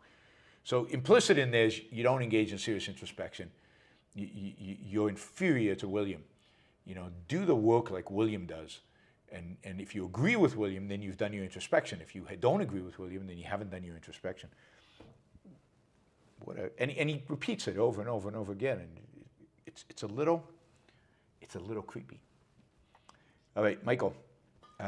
Trump voters will usher in fascism to avoid socialism because they don't know the definition of either term. Well, I mean, it's not clear to me that if they knew the definition of either term, they would act any differently. I don't think definitions drive us. It's ideas that drive us, and they hold particular ideas that are consistent with fascism and consistent with socialism. And they have reasons for holding these ideas. They're not good reasons, but they have reasons. And so it's not that they don't have the definition. You can give them definitions. Would that change their mind? I don't think so. I think they just say, oh, okay, that's what I am. So be it. Or they evade it. But I don't think the definition in and of itself is what matters. It's the positive ideas that they have. Michael says, has the religious right turned sophisticated people away from capitalism because of how explicitly anti-intellectual they are, or were intellectuals always turned off by capitalism?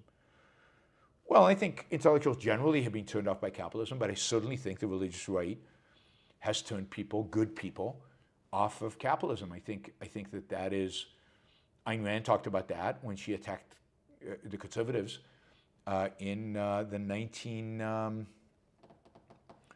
and 70s. She identified that.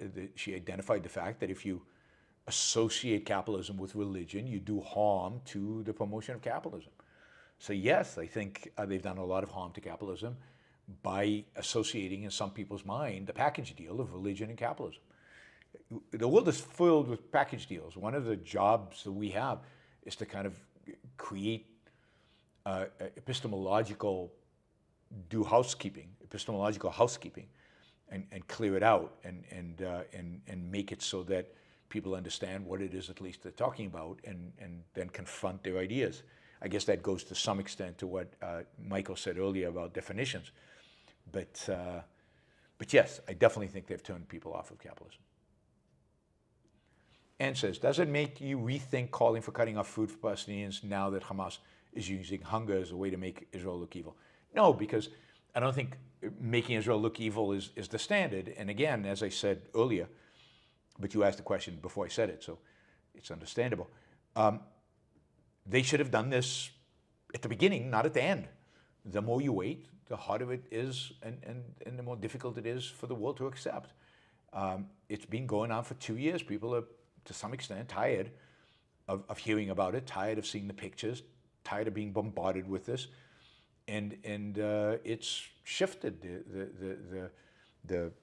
There's no question that whatever sympathies Israel had are gone, and this is why they should have done the nastiest stuff early, quickly, devastatingly, and it would have been over in 6 months or 3 months. And now it's 2 years and it's still dragging on. And so it's much worse now. And still, you got to do what's right. Even now, you got to do what's right. And that means you shouldn't be feeding the Palestinians, and you should be going in there and destroying Hamas. And you should do it quickly. You should do it in 5 days. I mean, Israel has the capabilities. It's overly worried about hostages, and it's overly worried about what the world thinks of it. It needs to get it over quickly. Now, at any given point in time, quickness is important. Speed is important whenever you want to start. Now you start, get it over quickly. Harper Campbell. Europeans often mock Americans over our rates of gun deaths, but more Europeans die from heat stroke due to lack of air conditioning than Americans die from gunshot wounds. Oh, I didn't know that statistic. That's a good statistic to have. And yes, you should definitely mock Europeans for being too poor to have air conditioning, and encourage them to deregulate and embrace air conditioning. Part of the problem is how sold Europeans are on the evils of air conditioning because it contributes to climate change. So yeah, that's completely legitimate to make fun of Europeans over that. That Doodle Bunny, no matter how dark the shadows, will you always see the light? Well, I mean, certainly there's situations where you cannot see the light, but I hope to always be able to see the light, yes. That is a goal. It's important.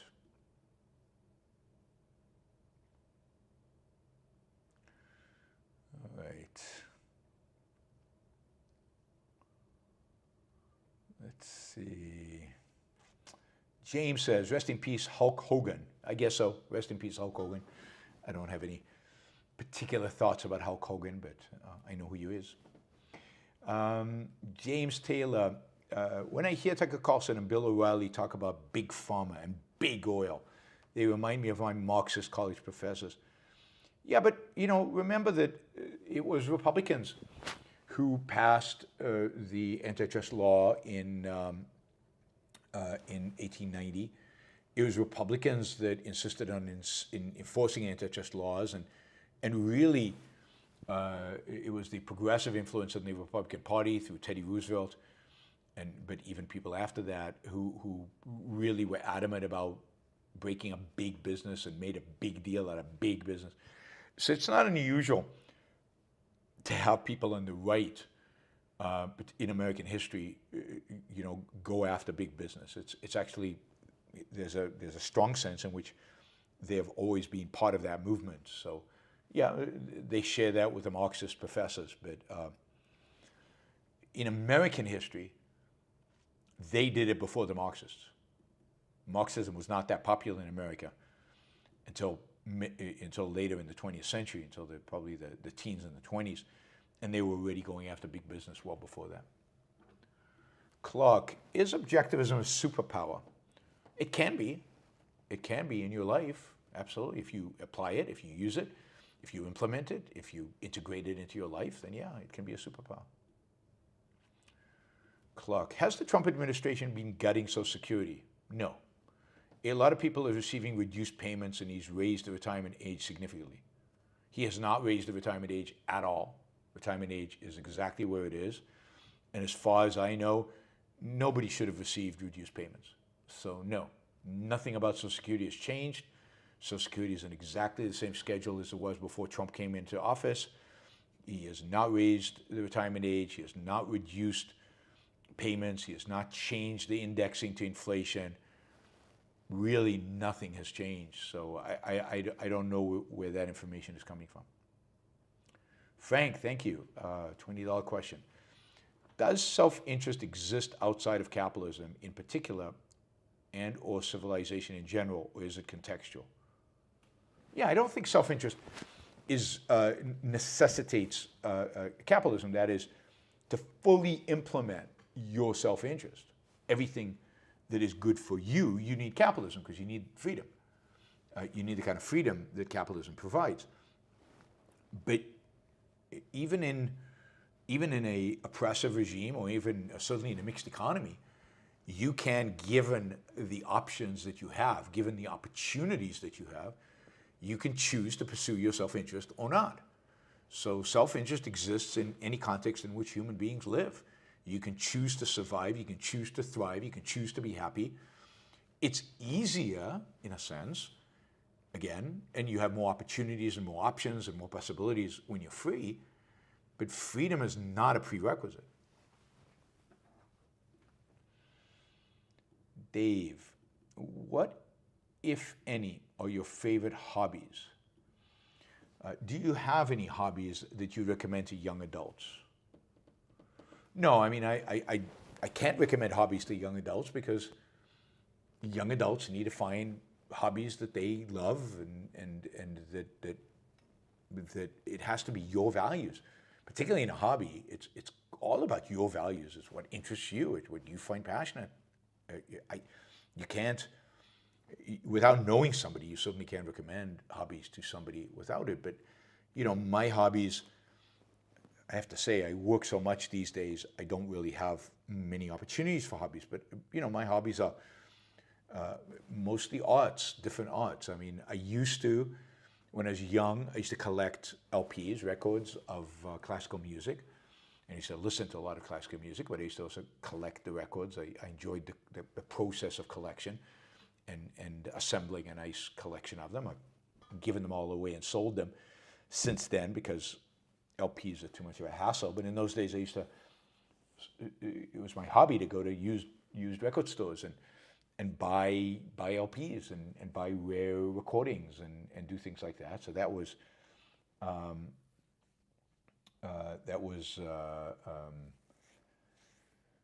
something I did. I did when I was young. I love art, so I go to museums. I love going to museums. I love checking out art online. I like movies. I like TV shows. I watch a lot of movies and TV shows. Less movies, more TV shows these days. Used to be more movies. I used to watch everything. I used to watch gazillions of movies. So yeah, I'd say my hobbies have always been oriented around aesthetics. I would be bored collecting stamps. I would be bored, collecting things that don't have a strong, powerful personal meaning to me. Music has that. Art has that. I can't do woodwork. I'm not interested. It bores me. I'm not very particularly coordinated that way. I'm not a handy person. So my hobbies are oriented towards aesthetics. Oh my God, we got a Marxist. Marxist just joined the chat. The capitalist enterprise is an authoritarian, totalitarian system ruled by a dictator called the employer. Where do these people come from? I mean, I get being, a little socialist, but this kind of crap, that's special. That is special. Ari, can you please talk about allegations that 85 Palestinians were killed allegedly by Israeli fire while seeking aid? Thanks. I just find it hard to believe. What motivation? Why would Israeli soldiers just open fire on unthreatening civilian people who are lining up to get aid? It's just inconceivable to me. Now, I guess you might have a small group of really evil, dumb, irresponsible, stupid Israeli soldiers that decide to do something like that. 85 is a lot of people to kill. It could be a mistake. They thought they were armed and they were rushing their post. It could never have happened. It could be that, Hamas did it. It could be that Hamas was among the 85 and was shooting at the Israelis, and the Israelis couldn't separate the civilians from Hamas. I mean, who knows what happened? It's in the fog of war. But the idea that Israel would just execution style kill 85 people randomly who were standing in line. Why 85? Why not 850? Why not? I mean, it just doesn't make any sense. And given, again, that I know the people who serve in the Israeli military, I think I know their character. I mean, they're not all good people, but they're not homicidal, and they're not out to just kill civilians. And certainly the commanding officers would never tell them to do that. It's a PR nightmare for Israel if it happens. And Israel is so careful, so frigging careful, way too careful, way more careful than it should be in protecting civilians and not inflicting civilian casualties. That something like this would just happen willy-nilly. It's just unreal. It just doesn't. It's not true. So I don't believe it. But then I don't have evidence. But there's so much propaganda.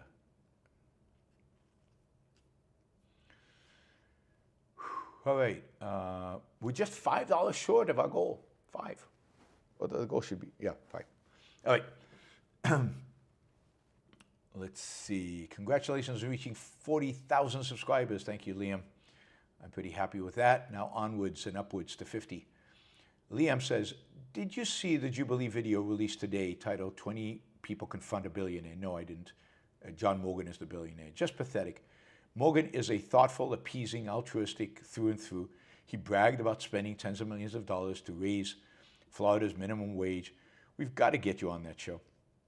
I guess, but it sounds like the show is pretty pathetic given the people that they're putting up there. But yeah, I mean, most billionaires are going to be altruistic and soft and appeasing and apologetic and and not proud of their own achievements. It would be a different world if billionaires were different. Michael, with China on the brink economically and demographically, should we expect them to become more aggressive militarily? Well, I mean, it depends. We will see. Some people within the leadership of the Chinese government will have that inclination to try to divert people's attention away from economic problems towards nationalistic, militaristic aims. I don't think Chinese economy is quite that bad yet, so that might not happen. We will see. And also, I think there are other people in the leadership in China who would like to take China back to the 2000s, before Xi's era, and towards more economic liberalization and get the economy back on track. So I don't think the fate of China is yet set. Also, the other thing about war is you better be confident he can win. Putin was confident he could take Ukraine within days, weeks, and look what a quagmire he's stuck in. I think Xi is looking at that and saying, even if it might be a good idea to go to war with Taiwan, if there's at all a chance that I get stuck in a quagmire like that, I'm not going to do it. It's not worth it. Dave Dean just got us to the target. Thank you, Dave. Really, really appreciate that. Thank you.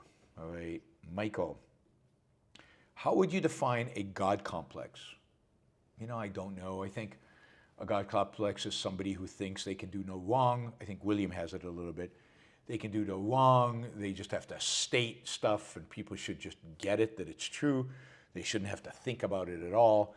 I think it's just a certain level of arrogance detached from reality, where you think that the world, it's a certain egocentrism. The world revolves around you, and that your statement have some kind of metaphysical value out there.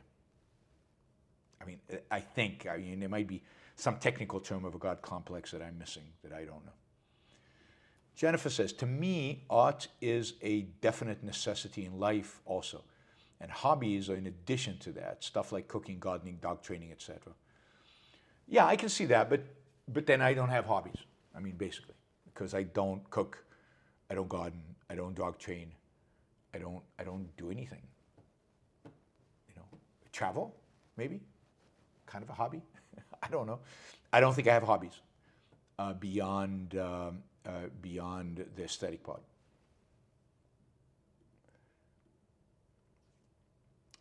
I like numbers. Is Israel smeared as doing your approach to war to the West Bank? I don't know exactly what that question is, But nobody's doing my approach to anything. So nobody's being smeared for anything that my approach would suggest, because nobody's doing my approach. My approach means winning, first and foremost, and focusing all your attention on that. And I don't see anybody doing that. Frank, are all parents in Gaza dead? What does that mean? Why news reports only mention children? Where's genocide if Pal women keep having kids? Jews didn't have this in the 1940s. No, of course parents are still alive. The reason it only mentions children is children tug at the heart. And children are innocent. We all know that children are innocent. So there's no question children are innocent.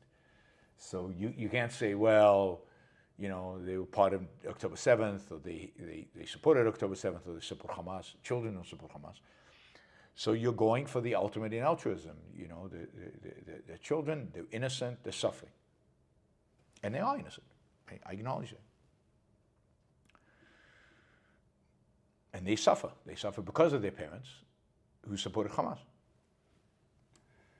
And the blame should be placed for all of this on Hamas and on their parents. All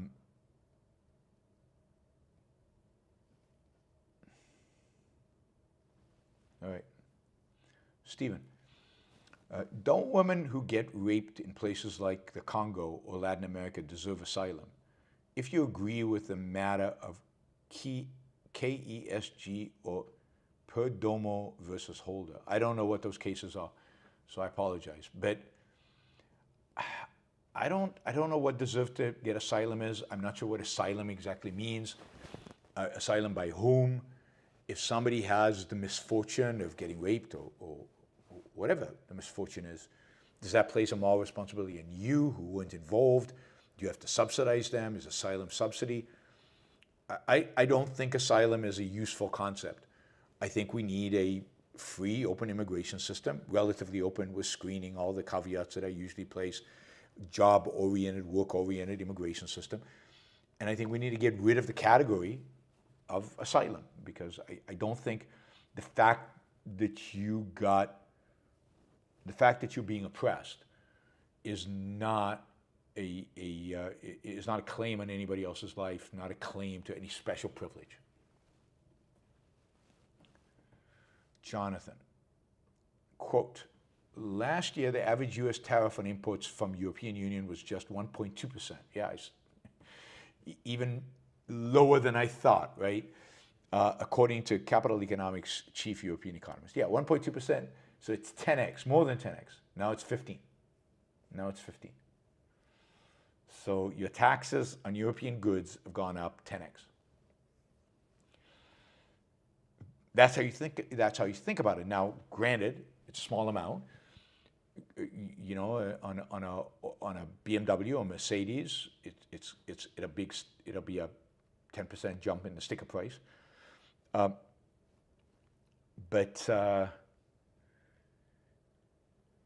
we don't import that much from Europe. I mean, that's the thing about the American economy. It's so big that even if you 10x imports from Europe in terms of taxes, that's probably not enough to drive a robust, creative, entrepreneurial, technology-driven U.S. economy into recession. Peter, how can deals with Trump have any meaning or significance when he keeps doing a pragmatic 180 at whim's notice a week, a month, or a year later? Well, they don't. I mean, they have no meaning. I mean, I don't know how he holds it. And I don't know what it means to him in any kind of sense. But yeah, you're right. It doesn't really have any meaning per se. It's a floating abstraction. And what Trump really cares about is people succumbing to his wishes, people doing what he wants them to do, being able to tell his followers that he's winning. That's what he cares about. A deal, quad deal, doesn't hold anything in his mind. And these are not deals, really. They're impositions. They're not win-win.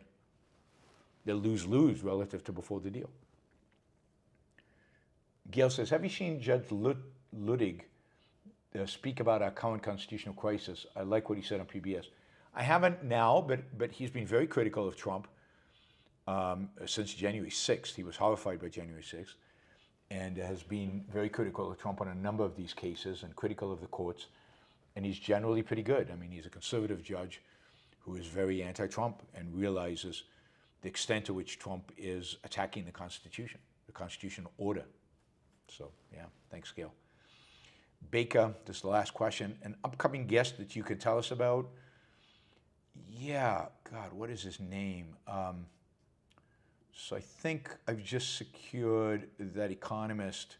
Some of you asked me to actually have him on, but it's another economist. Another economist. I know you guys prefer when I have objectivists on, but his name is Vincent Geloso. He's the guy who came out when Trump put on the tariffs on Canada, and he said what Canada should do is nothing. Should reduce tariffs on American goods. That is the appropriate response. And I really have enjoyed, I started following him then, and I've really enjoyed his tweets. And he actually tweeted me saying that he follows the show and he listens to it and he likes it and he's a fan. And he's a fan of my show. He says he listens when he can. And he pointed out some work that he's done, and I was happy to help promote it. And he agreed to come on the show. So that'll be in October.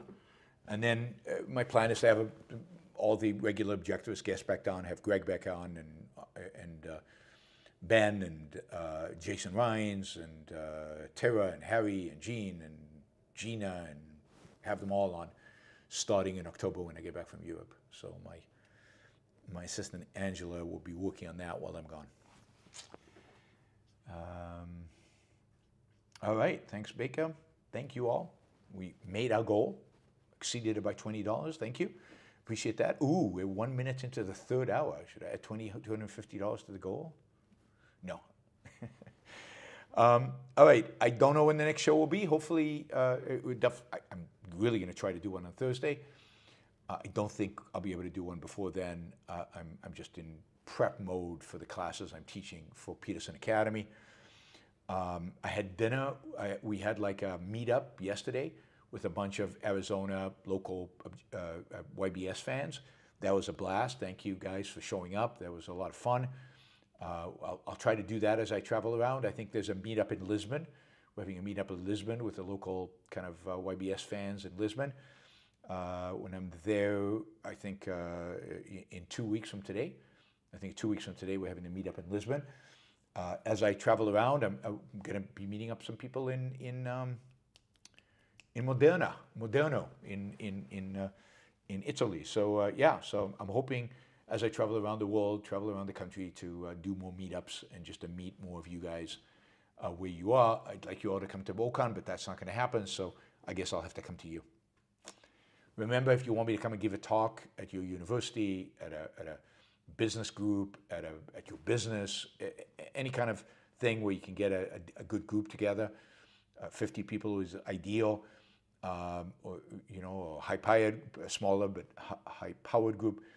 Let me know. I'm looking for gigs. I'm looking for opportunities to come and speak. Don't worry about funding it for now. We can talk about that. There are all kinds of options around that. The main thing is, can you pull off an event, and can you get an audience? And if you can, contact me, Yaron at yaronbrookshow.com. Talk to you all probably on Thursday.